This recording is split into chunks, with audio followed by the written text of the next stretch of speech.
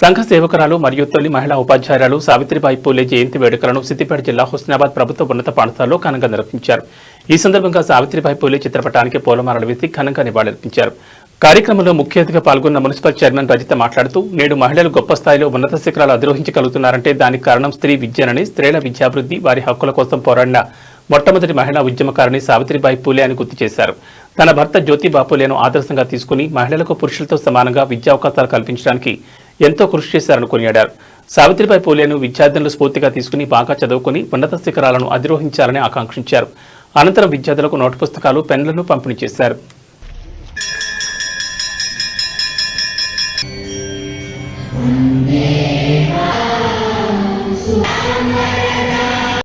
కోరుతా ఉన్నాం. ఈ కార్యక్రమానికి ఇచ్చేసినటువంటి అందరికి కూడా ఒక్కొక్కరికి ప్రత్యేకమైనటువంటి కృతజ్ఞతలు తెలియజేస్తున్నాం.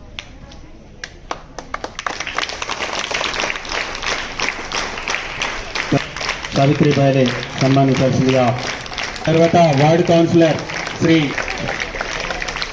కోరుతా ఉన్నాం. తర్వాత శ్రీ కేడం లింగమూర్తి గారు, బార్ అసోసియేషన్ హుస్నాబాద్ కోర్టుకు సంబంధించి శ్రీ చిత్తారి రవి గారి, ఎంపీపీ ఆకుల వెంకట్ గారు, శ్రీ రవీందర్ గారు, మాజీ వార్డు కౌన్సిలర్ గారు,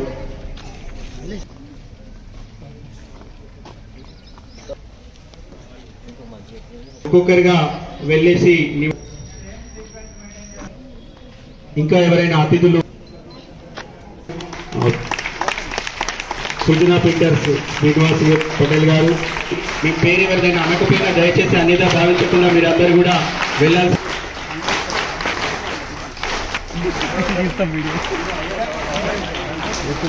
ఉపాధ్యాయులు కూడా మహిళా ఉపాధ్యాయుని కాబట్టి ఈ పాఠశాలకు సంబంధించినటువంటి కోరుతా ఉన్నాం.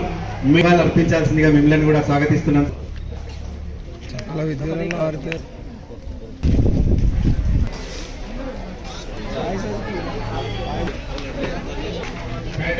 ప్రత్యేకంగా పాఠశాల పక్షాన continuation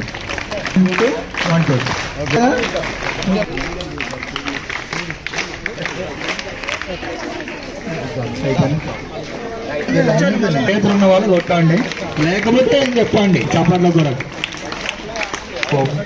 role model, very good boys.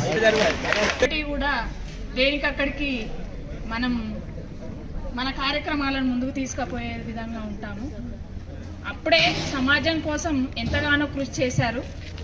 మనం కూడా సమాజం కోసం మనకొచ్చిన అవకాశాలను అందిపుచ్చుకుంటూ మన భవిష్యత్తు కోసము, సమాజ భవిష్యత్తు కోసం మనందరం కృషి చేయాలని, మరి ఇక్కడున్న పిల్లలందరూ కూడా వారి బంగారు భవిష్యత్తు కోసం ప్రతి ఒక్క అవకాశాన్ని అందిపుచ్చుకోవాలని, మరి ఆ సావిత్రిబాయి పూలే గారి ఆశయాలను ముందుకు తీసుకుపోతూ ఆనాటి గొప్ప వ్యక్తులను విగ్రహాలుగా పెట్టుకోవడమే కాదు, వారి ఆశయాలను ముందుకు తీసుకుపోయే విధంగా మనం కృషి చేయాలని కోరుకుంటూ